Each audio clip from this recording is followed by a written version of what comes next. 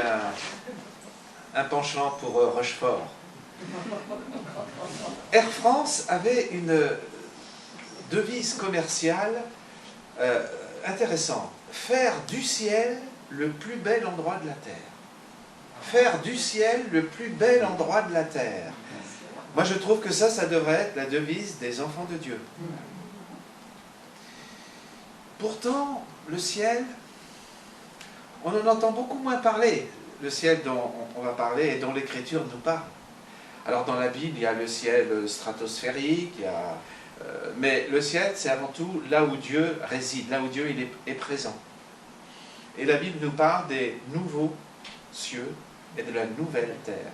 Et là, j'espère que vous êtes bien assis sur votre chaise, parce que je vais vous inviter à décoller avec moi et à essayer de se représenter ce qu'il est difficile de connaître. J'ai eu le privilège de voyager sur des îles lointaines, perdues en plein Pacifique, à plus de 30 heures d'avion de Paris. Quand vous êtes accueillis dans des forêts par des hommes habillés comme Adam et Ève, littéralement, avec un étui pénien et puis des arcs et des flèches, et ils vous accueillent, ils vous souhaitent la bienvenue, et vous venez pour leur parler de Jésus. Je peux vous dire que il ne faut pas prendre n'importe quelle illustration, il ne vaut mieux pas parler d'un ordinateur, hein.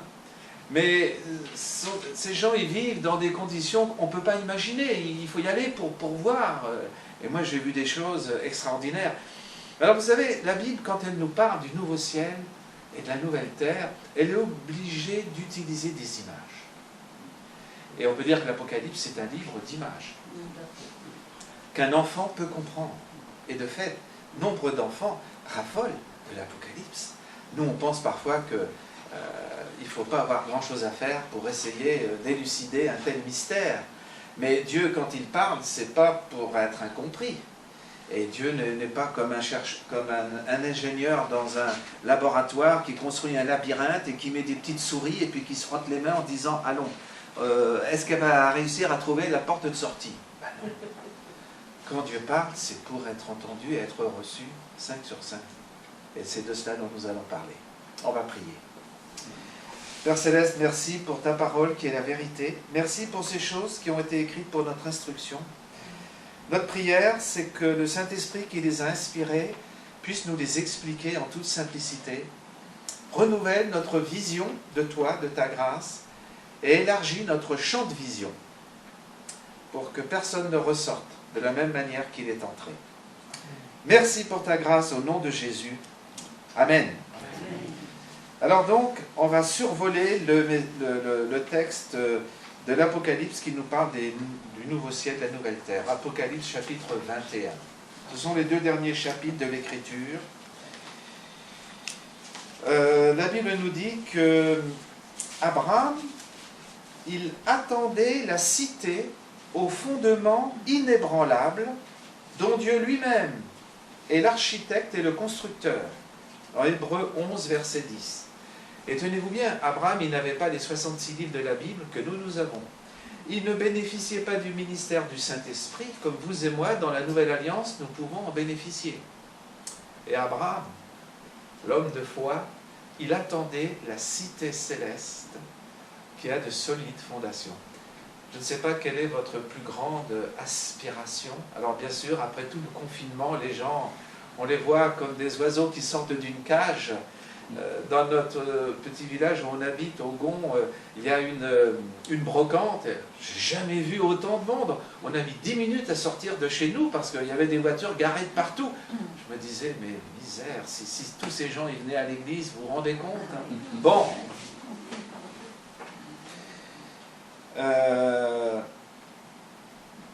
Je vais lire alors dans Apocalypse 21, 1, et on va survoler jusqu'au verset 5 du chapitre 22, on peut dire grosso modo il y a 4 choses quand l'Écriture nous parle du nouveau ciel et de la nouvelle terre. 1.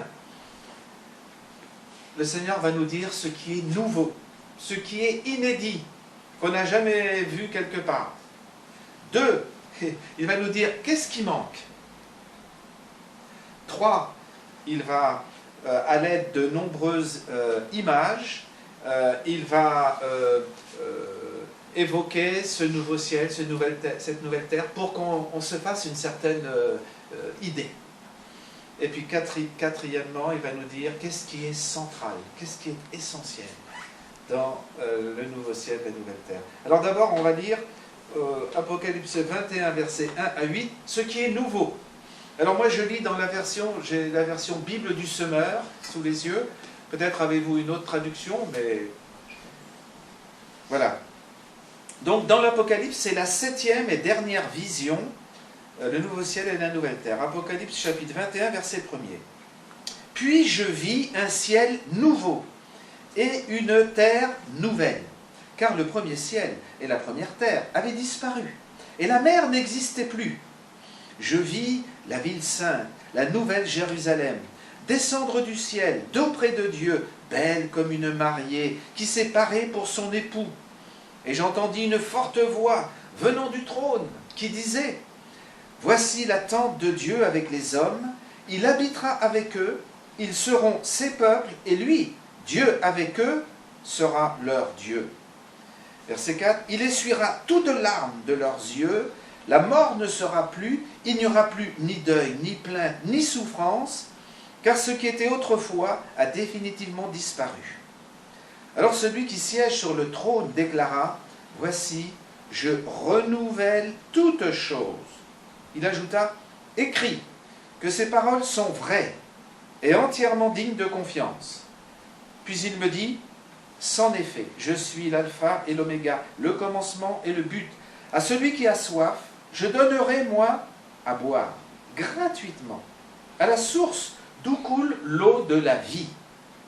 Tel sera l'héritage du vainqueur, je serai son Dieu, et il sera mon fils. Quant aux lâches, aux infidèles, aux dépravés, aux meurtriers, aux débauchés, aux magiciens, aux idolâtres et à tous les menteurs, leur part sera dans l'étang ardent de feu et de soufre, c'est-à-dire la seconde mort.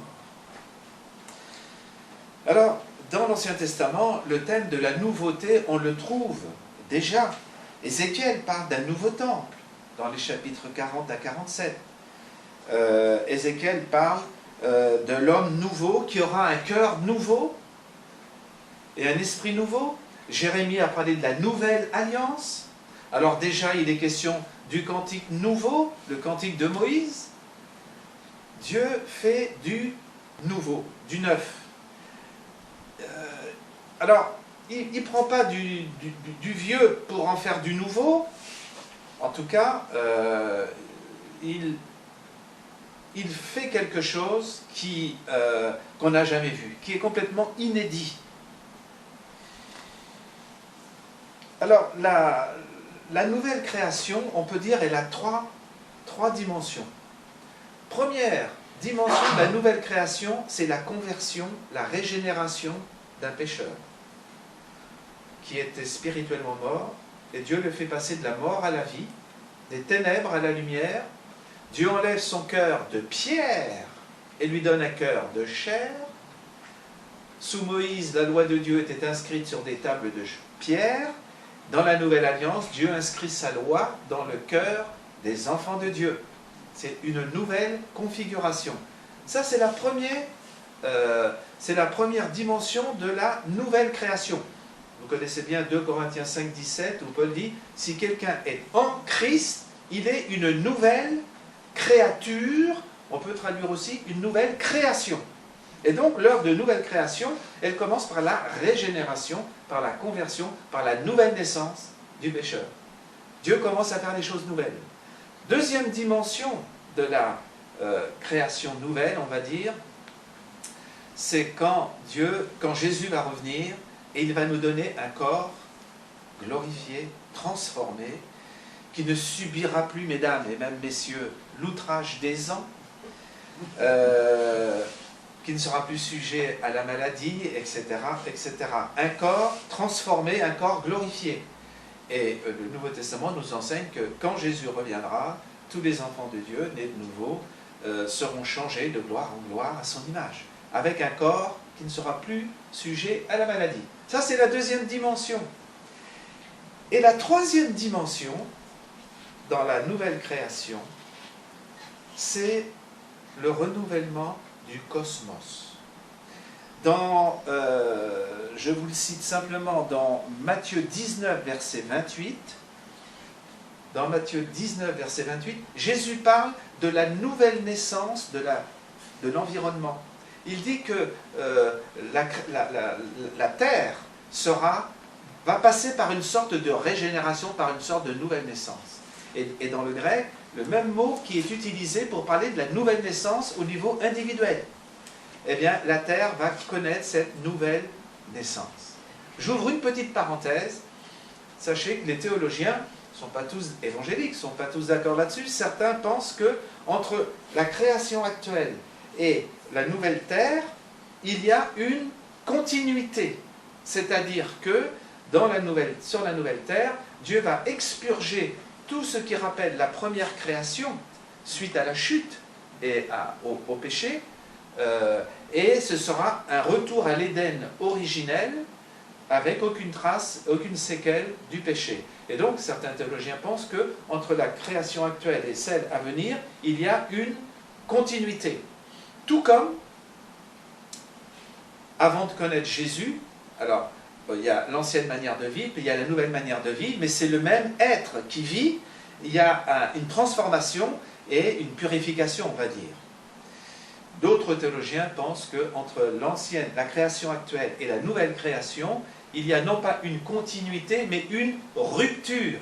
Et c'est vrai qu'il y a certains textes qui donnent à penser que l'image, Dieu va prendre la création actuelle, va la rouler comme, j'allais dire, on roule un linge, on plie, enfin on ne le plie pas, pour le mettre dans la corbeille au linge sale, un vêtement souillé qu'on va mettre dans la corbeille au linge sale, et puis Dieu efface tout et il recommence, il redémarre de zéro. Mais, détendez-vous sur votre chaise, que l'on pense qu'il y ait une continuité ou que l'on pense qu'il y ait une rupture, on ne va pas se disputer là-dessus, ce qui compte c'est le résultat. Et là je pense que personne ne sera déçu du voyage. Donc, ces 8 premiers versets nous parlent de ce qui est nouveau. Et le verset premier nous dit que c'est une nouveauté inédite. Je vis un ciel nouveau, une terre nouvelle, car le premier ciel et la première terre avaient disparu, et la mer n'existait plus. Ah! Les gens qui habitent sur le littoral, peut-être, oui, ceux qui ont un bateau surtout se disent, mais qu'est-ce que je vais devenir? Dans l'Écriture, la mer, elle est souvent connotée négativement. La mer, par définition, elle est instable. Les flots de la mer, c'est changeant. Ça évoque l'être humain qui est très versatile, qui peut aimer l'Éternel tout en pratiquant l'idolâtrie. Et la mer, dans l'Écriture, souvent symbolise les peuples païens qui se liguent contre Dieu et contre le peuple de Dieu. Donc la mer est connotée négativement. Mais si vous avez le pied marin, et ne soyez pas triste, je pense qu'on ne perdra pas au change. La Bible ne nous dit pas que Dieu va créer une nouvelle mer, et il n'y a plus de mer, ça c'est clair, mais je pense que l'absence de la mer sera amplement compensée. Au verset 2 et au verset 10, il nous est parlé d'une mariée magnifique qui s'est faite belle pour son époux. Et là, Jérusalem, comme dans l'Écriture, est souvent personnifiée et comparée même à une épouse. Hein. Les prophètes ont déjà utilisé cette image. Et là, donc, on voit cette nouvelle Jérusalem, belle comme une mariée le jour où elle convole en juste noces avec son époux. Et bien sûr, le Nouveau Testament, Paul utilise cette image de l'Église, qui est l'épouse du Christ. Au chapitre 19 dans l'Apocalypse, il y a les noces de l'agneau, où Jésus vient pour prendre son Église comme épouse. Cette Église qui, sur la terre, a encore des taches, des rides, mais que le Seigneur va bonifier, va transformer, va purifier. Et cette mariée, elle est vraiment éclatante et rayonnante de beauté. Alors il y a des changements extraordinaires. D'abord au verset 3, la présence de Dieu, elle est garantie. J'entendis une forte voix venant du trône qui disait, voici la tente de Dieu avec les hommes, il habitera avec eux, ils seront ses peuples. Jésus a dit qu'il y a plusieurs demeures dans la maison de mon Père. Il y a des croyants d'origine juive, il y a des croyants d'origine païenne, il y a des croyants d'origine samaritaine, toute la... Et donc, Dieu soit béni, il y aura de la place pour tout le monde et ce sera, j'allais dire, une église pluriethnique, multiraciale. Et ça, c'est un témoignage d'évangélisation à la gloire de Dieu. Je connais une église évangélique où il y a plus de 40 nationalités. Alors je peux vous dire que les repas fraternels, c'est plus varié que chez McDonald's ou Pizza Pie. Mais c'est ça l'église de Jésus-Christ. Dieu n'est pas mono, mais il est stéréo. Et il faut qu'on se le dise. Et le verset 3, c'est le langage de l'alliance. Quand Dieu a conclu alliance avec son peuple, ça c'est la formule typique, je serai votre Dieu, vous serez mon peuple. Et là, c'est rappelé. Et d'ailleurs, dans le livre de l'Exode, comme dans le Lévitique, la thématique, surtout dans l'Exode, la thématique prégnante, c'est la présence de Dieu parmi son peuple. Et le Lévitique nous rappelle que pour que Dieu puisse être au milieu de son peuple, il faut des sacrifices qui vont permettre au peuple d'être purifié de la souillure induite par le péché. Donc, la présence de Dieu, elle est garantie. Vous êtes mon peuple, je suis votre Dieu. Mais on ne peut pas imaginer un plus grand bonheur. Et puis, au verset 4, la fin de la souffrance. Le ciel est tellement différent que ce que le monde actuel nous donne à voir, que pour qu'on comprenne un peu comment ça va être, eh bien, on nous dit, l'Écriture nous dit ce qu'on ne va plus trouver. Les choses négatives et désagréables, on ne trouvera plus. Ben oui. Et la première chose qui va disparaître, c'est les larmes, la mort, le deuil, les souffrances, l'arthrose. Moi, j'ai un mal de rein en ce moment, là, c'est pour ça que j'évite de me lever inutilement pour chanter. Ah ben, les infirmières, les médecins, tout le personnel soignant, il sera au chômage technique au ciel. Hein. Il y aura des RTT à n'en plus finir. Et il n'y aura plus besoin de... Enfin, il n'y aura même pas de chômage partiel. Mais on a du mal à imaginer un monde où il n'y aura plus de souffrance parce que le péché aura été complètement éradiqué. Autre caractéristique, à la fin du verset 6, ce sera la satisfaction parfaite et complète. À la fin du verset 6, il est dit, à celui qui a soif, je donnerai, moi, à boire gratuitement à la source d'où coule l'eau de la vie. Dieu sait si, par un temps caniculaire, on est sensible au pouvoir désaltérant de l'eau. Hein, et mieux vaut éviter les sodas, d'abord on s'en portera mieux, il y aura moins de sucre, et c'est ce qui est de nature à nous désaltérer. Dans les béatitudes, Jésus a parlé, il a promis aux assoiffés de justice qu'il allait assouvir, étancher leur soif et assouvir leur faim, au point de les rassasier définitivement. Et puis Jésus a bien dit, si quelqu'un a soif, qu'il vienne à moi, et que celui qui croit en moi boive. Et, comme dit l'Écriture, des fleuves d'eau vive jailliront de lui. Jean 7, versets 37 et 38. Le verset 7 signale l'assurance de se savoir enfant de Dieu. Tel sera l'héritage du vainqueur, je serai son Dieu, il sera mon fils.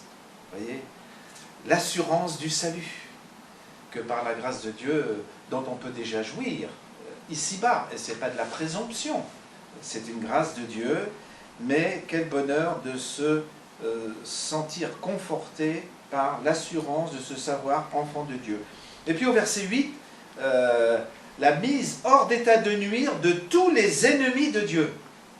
Ce qui caractérise le ciel, c'est l'absence de péché, et tous les ennemis de Dieu, et tous ceux qui sont contre Dieu, n'auront plus leur droit de cité, n'auront plus leur place. Verset 8, quant aux lâches, aux infidèles, aux dépravés, meurtriers, débauchés, magiciens, idolâtres, à tous les menteurs, leur part sera l'étang ardent de feu et de soufre, c'est-à-dire la seconde mort.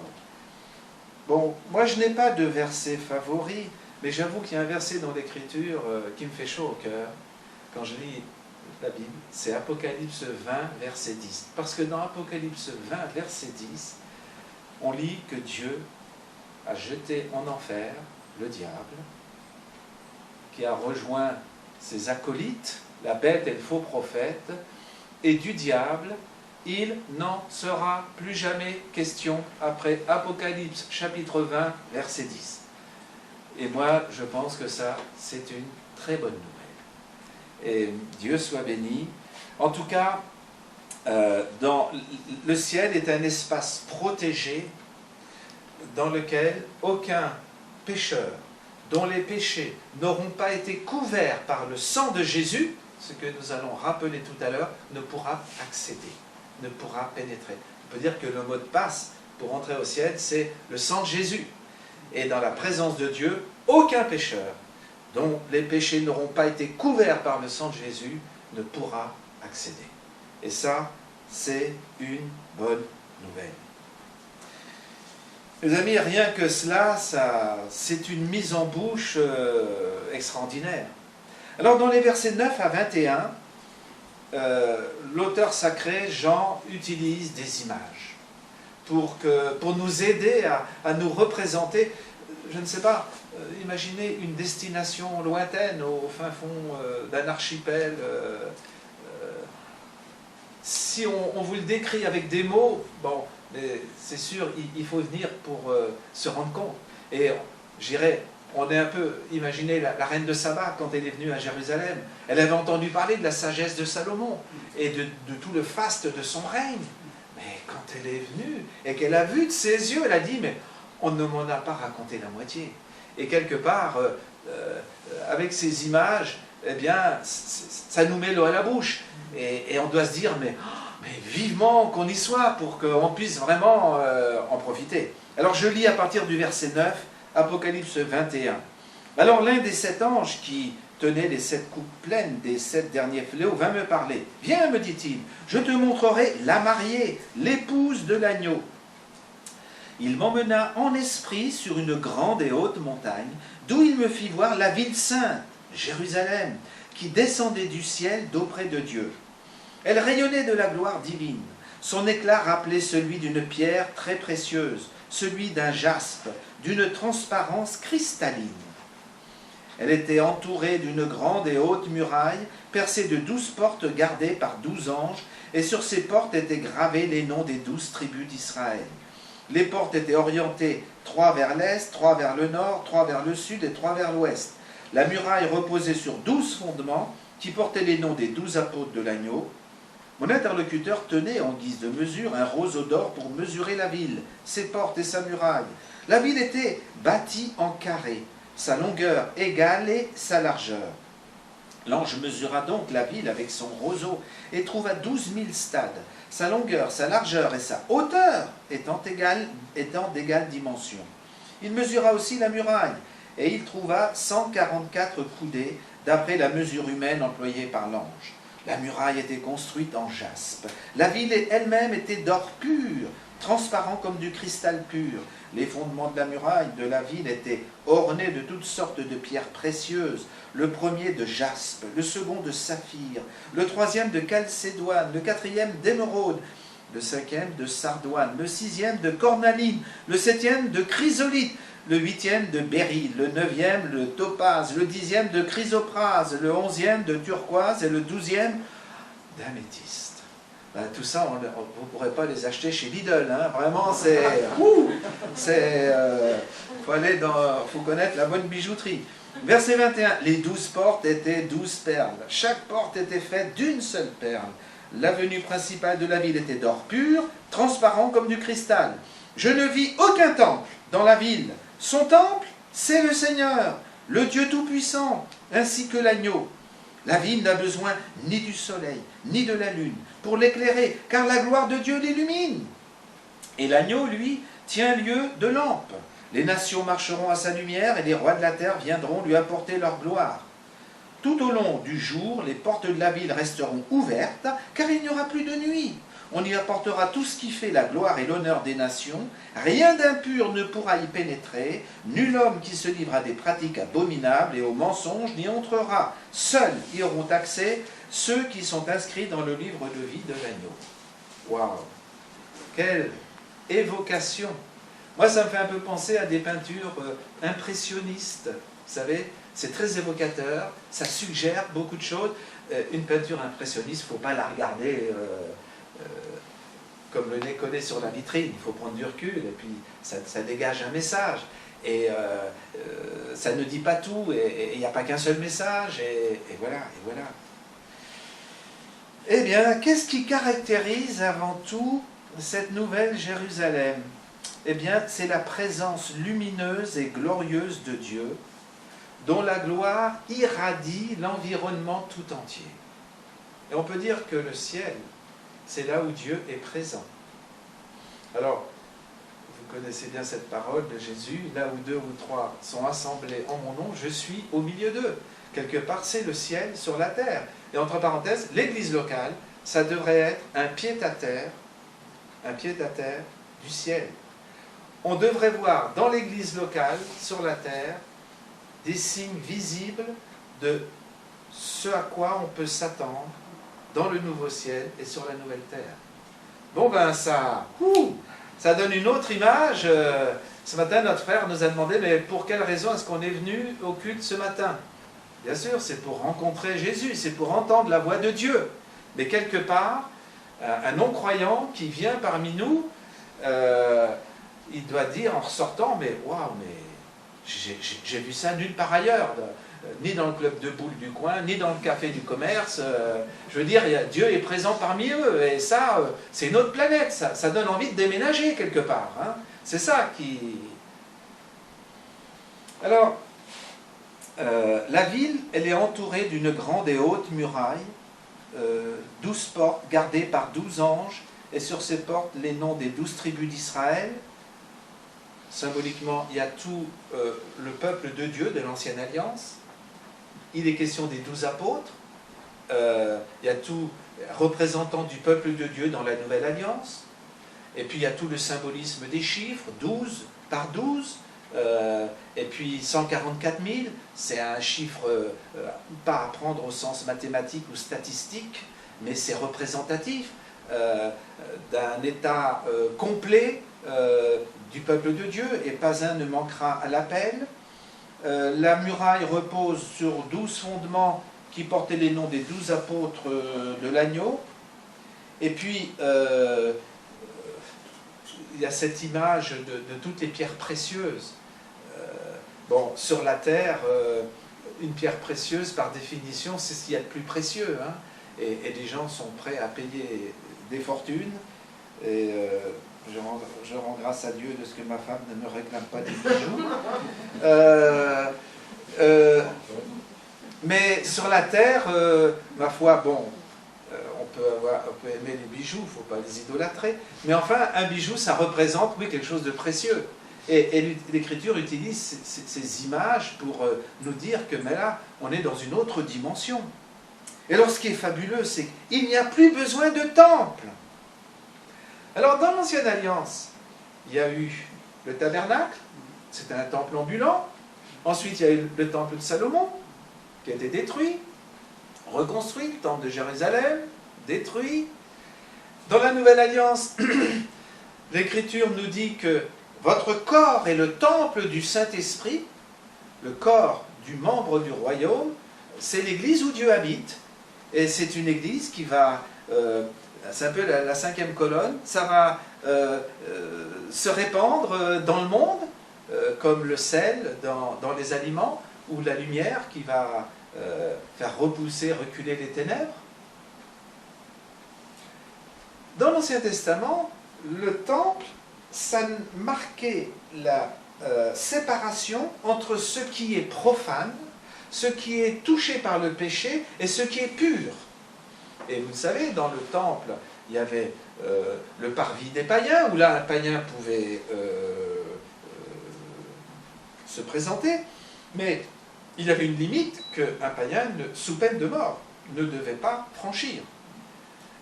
Et s'il franchissait la cour des païens, il était passible de la peine capitale.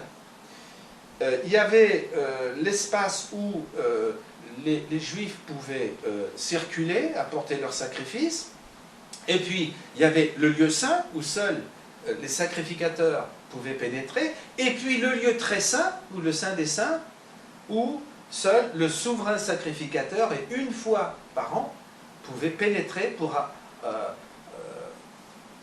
représenter le peuple auprès de Dieu et représenter Dieu auprès du peuple. C'était le médiateur. Mais il fallait cette distinction entre le péché et le lieu saint. Alors la bonne nouvelle, dans la Nouvelle Jérusalem, il n'y a plus de péché. Donc il n'y a plus besoin de séparation. Et puis, le temple, c'est Dieu lui-même qui est le temple. Lui est l'agneau. C'est intéressant de voir le rôle, la relation entre le Père et le Fils. Hein. On n'a pas le temps d'entrer dans les détails. Mais donc, la grande nouveauté, c'est que il n'y a plus de temple. Et puis, c'est plus nécessaire, parce que la présence de Dieu irradie l'environnement tout entier. Et puis, il n'y a même plus de soleil ni de lune. Ben ça, c'était la première création. Et dans la nouvelle création, il n'y a plus de jour, il n'y a plus de nuit. On va dire, c'est le jour perpétuel. Il n'y a plus cette succession. Et puis, bon, ben, il n'y a plus le travail pendant 6 jours et la rupture, le sabbat, c'est un sabbat perpétuel. Bon, ça ne veut pas dire qu'on va s'ennuyer, comme à la maison de retraite, on va se demander c'est quand le prochain repas. Non, je pense que le repos des saints sera gratifiant et sera créatif. Ne vous inquiétez pas, et je pense sera stimulant, même intellectuellement. Et vous avez remarqué, les richesses des nations vont affluer à la Nouvelle Jérusalem. Bien des gens pensent que le meilleur de la technologie, de la culture, dans les arts, on les retrouvera bonifiés dans la Nouvelle Jérusalem. Ça, c'est extraordinaire, hein? Ça ouvre une piste. Et nous, à Sainte, on étudie sur Zoom Ésaïe 40 à 66. On est dans les chapitres 66. Là, je peux vous dire, c'est le dessert. Hein? On est vraiment... et quand Ésaïe a déjà entrevu qu'un jour, eh bien, dans la Nouvelle Jérusalem, il n'avait pas tous les détails, mais les nations païennes converties viendraient à Jérusalem et apporter en offrande à Dieu le meilleur de leur production, de leur culture, de la technologie, etc., etc. Ouh là là, mais c'est fabuleux. Et je pense que même des gens, des cinéastes comme Spielberg n'auraient jamais pu imaginer un instant un tel scénario. Et puis, je termine avec au chapitre 22, versets 1 à 5, et là, on voit finalement ce qui est central. Parce qu'on a vu ce qui est nouveau, on a vu cette évocation symbolique, alors on a vu ce qui manque. Et il manque quoi? Il manque un temple, il manque le soleil, il manque la lune, il manque la mer, il n'y a plus de danger, plus de menaces, il n'y a même plus besoin de fermer les portes de la ville, parce que la Nouvelle Jérusalem ne sera pas à la merci des envahisseurs. Hein? Donc c'est la sécurité absolue, plus besoin de garde du corps, etc. Et puis plus aucune trace de péché. Voilà tout ce qui manque. Alors, pour terminer le tableau, chapitre 22, versets 1 à 5, qu'est-ce qui est central? Finalement, chapitre 22, verset 1, finalement, l'ange me montra le fleuve de la vie, limpide comme du cristal, qui jaillissait du trône de Dieu et de l'agneau. Au milieu de l'avenue de la ville, entre 2 bras du fleuve, se trouve l'arbre de vie. Il produit 12 récoltes. Chaque mois, il porte son fruit, et ses feuilles servent à guérir les nations. Bon, ben c'est une image. Ça ne veut pas dire qu'on va tomber malade là-bas et qu'il faudra consulter gratuitement le médecin et passer un IRM sans rendez-vous. Non, ce ne sera pas nécessaire tout ça. C'est une image pour nous montrer que on n'aura plus ces petites misères de l'outrage des ans et de toutes les choses dont on souffre sur la terre. Verset 3, il n'y aura plus aucune malédiction. Le trône de Dieu et de l'agneau sera dans la ville. Ses serviteurs lui rendront un culte. Ils verront sa face et porteront son nom sur leur front. Il n'y aura plus jamais de nuit. On n'aura donc plus besoin ni de la lumière d'une lampe, ni de celle du soleil, car le Seigneur Dieu répandra sur eux sa lumière, et ils régneront éternellement. Non mais, que demande le peuple? Et qu'est-ce qu'on va réclamer de plus? Déjà, il faut assimiler tous ces détails, mais là je pense que quand on lit ça, un enfant peut comprendre certaines choses. Et certainement qu'il aura des bonnes questions à poser. Alors l'arbre de vie qui produit 12 récoltes et dont les feuilles servent à guérir les nations, ça correspond à la bénédiction de la vie éternelle qui vient de Dieu.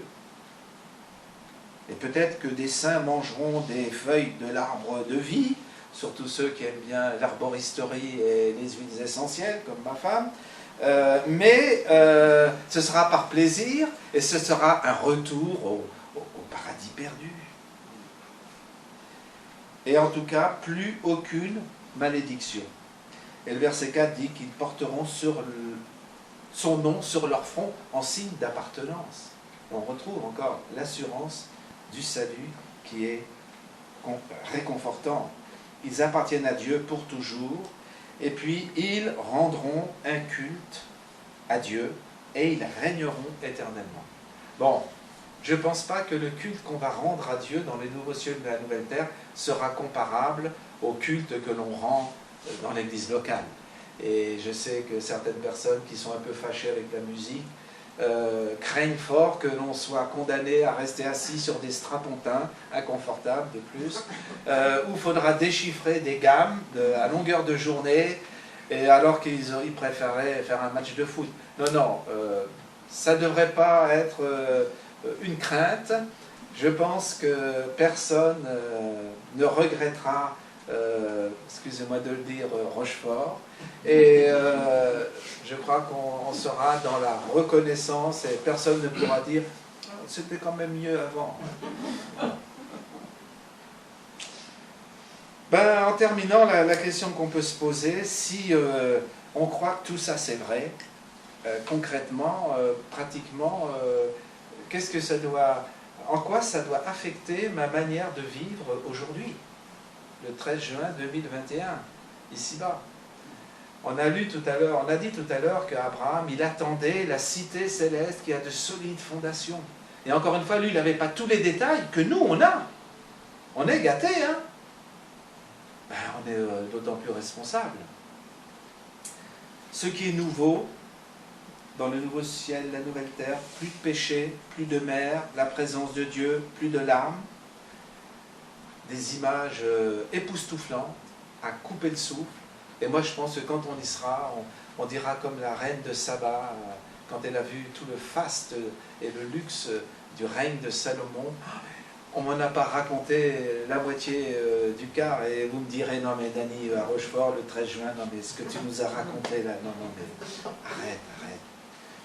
arrête. Qu'est-ce qui manque? Il n'y aura plus de temple, parce que la présence de Dieu irradiera l'environnement tout entier, plus de soleil, plus de lune, plus aucun danger, plus de menaces, plus aucune trace d'impureté. Et puis ce qui est central, c'est la vie. Dieu est le Dieu de la vie, il est le Dieu de la nouveauté. Il est celui qui crée toutes choses nouvelles. Et là, je crois, on va dire comme les jeunes, mais j'y crois pas, j'hallucine. Et je vais dire, Coluche aurait pu dire, c'est nouveau, ça vient de sortir, parce que ce sera complètement inédit. Le fleuve de la vie, Dieu et l'agneau qui occupent la place centrale, et dans toute l'Apocalypse, le ciel est caractérisé par la présence de Dieu qui est incontournable, inévitable. Et c'est la présence et la personne de Dieu qui font que le ciel, c'est ce qu'il est, le nouveau ciel. Et puis, ils rendront à Dieu un culte éternel et ils régneront avec lui.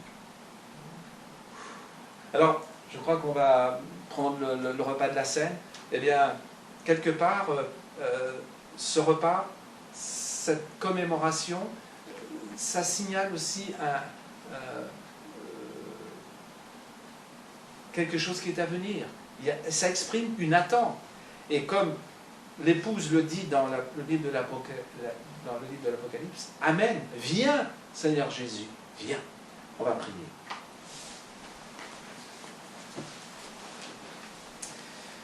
Seigneur, nous te remercions parce que ces choses ont été écrites pour notre instruction. Merci pour le Saint-Esprit qui les a inspirées. Nous prions que tu nous aides à repasser ces choses dans notre cœur et que tu nous aides à en tirer des conséquences, des applications pratiques. Aide-nous à vivre dans l'attente de la gloire du ciel. Aide-nous à rayonner de la présence de Dieu qui fait toute la différence. Veuille que, oui, nous puissions donner envie aux gens de te connaître, à ceux qui ne te connaissent pas, de te connaître. Et veuille que nous enseigne-nous à bien compter nos jours, à nous préparer pour l'éternité, et en même temps à annoncer le message de l'Évangile qui reste le seul moyen de salut. Merci encore pour la vie, la mort de Jésus. Merci pour son corps qui a été brisé. Merci pour sa vie qu'il a offerte librement, le sang qu'il a versé, le symbole de la vie. Merci de ce qu'il a endossé notre culpabilité. Et merci de ce qu'il nous a ouvert la porte du ciel. Et merci pour cet accès libre et gratuit. Et aujourd'hui encore, que celui qui a soif vienne et boive de l'eau, l'eau de la vie, gratuitement. Nous t'adorons et nous prions, Seigneur, que ton règne vienne. Amen.